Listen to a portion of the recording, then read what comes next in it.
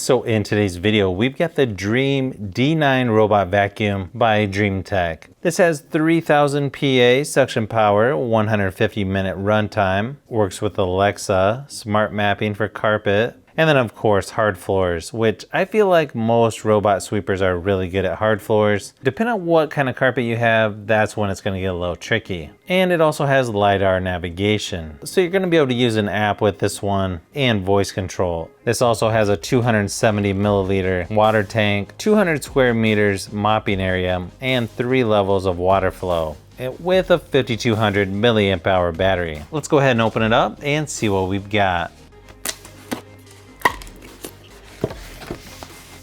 Looks like you've got a quick start guide and user manual right here on the top. Okay, yeah, this definitely has some weight to it, but it doesn't feel quite as thick as some of the other ones out there. Looks like here is your mop. It says to be sure to remove the mopping module when charging or not in use. A rubber drain plug. Here's one of your side brushes. Pretty nice flat power cable. And here's your charging dock. It's got nice little rubber feet on the bottom. There's where you plug the power in on the side.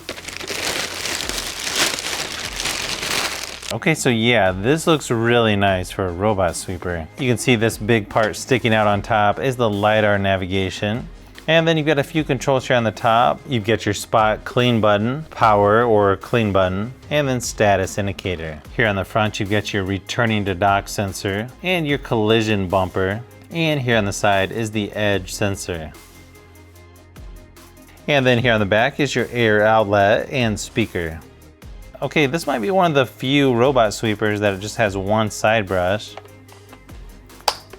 We'll have to see how that goes. Here on the front is your charging contacts, your omnidirectional wheel. Here on each side of the wheels, you've got cliff sensors. Right here is where you take off the brush guard, and then of course your main wheels. Pretty standard procedure here as far as taking out the brush. The cover also has some little rubber flaps here.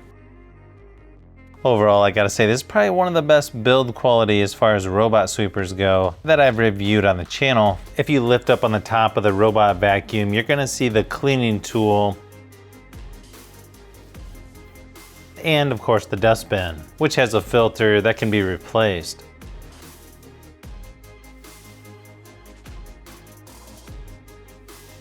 And you can see the inlet right there. Definitely a little bit different setup than other robot vacuums that I've reviewed on the channel so far. Now let's go ahead and get this charging, and then I'm going to connect it to my Wi-Fi, start testing it out, and show you some of the different features. But so far, I really like what I'm seeing. So since I have Android, I downloaded the mobile app from the Google Play Store. Now I had to try a couple times before I could get the robot vacuum to connect to my Wi-Fi for some reason. But once you get it set up, the app is actually really nice to use. So it's going to show you a cleaning map of either your house or the room that you have this set up in. You can set up your cleaning schedule. It'll also show your cleaning accessory usage, cleaning history, water flow setting. You can also change the cleaning mode from standard to strong, turbo, or even quiet mode. It even allows you to adjust voice and volume. You can also turn on carpet boost, do not disturb mode, mop cleaning, and it will notify you if it's stuck or needs your help with something. It even has a locate my robot feature.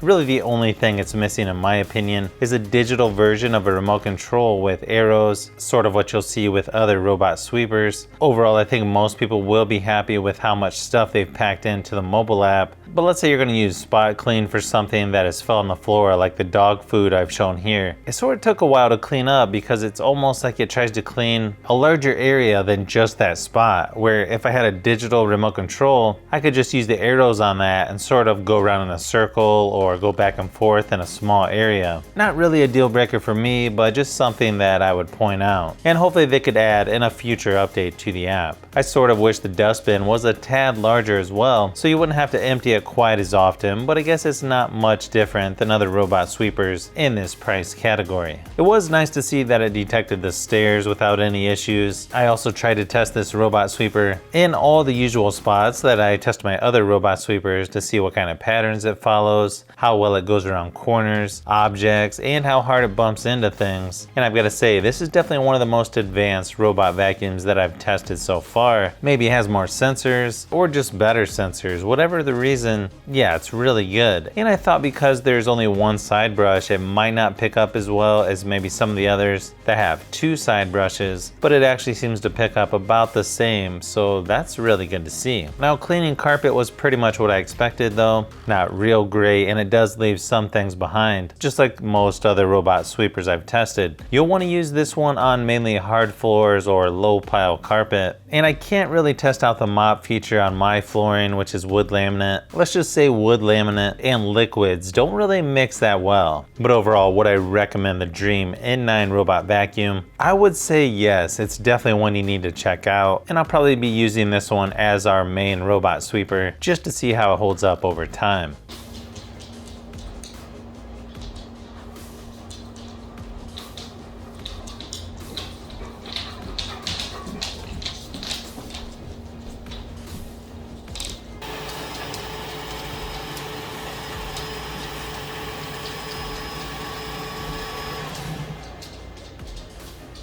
Begin charging.